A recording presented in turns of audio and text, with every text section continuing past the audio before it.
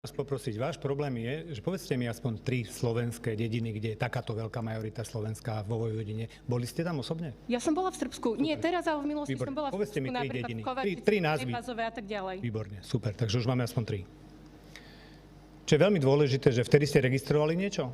Nejaký problém? Bolo to Keby niekto veľmi, utočil? veľmi dávno, takže Dobre, fajn. Čiže ja som posledných 4 roky, 5 asi veľmi intenzívne vo Vojvodine strávil. Aj predtým pochopiteľne, teraz to bolo také zaujímavejšie. Nájdete tabulu, kde je, čo je zaujímavé v tej časti, že každé mesto má vlastne aj 4 nadpisy. Hej, Nový Sad je v 4 jazykoch pri vstupe do mesta a tak ďalej. Nájdete preškrtnutý raz český názov, lebo sú aj dediny s českou väčšinou. Nájdete preškrtnutý maďarský názov, nájdete rôzne iné veci. To sú spory, ktoré sa snažíte teraz vytiahnuť a hovoríte len s jednou časťou. Tak choďte teda do Padiny, alebo do Kovačice, alebo do ďalších obcí, kde žijú Slováci a rozprávajte sa aj s nimi.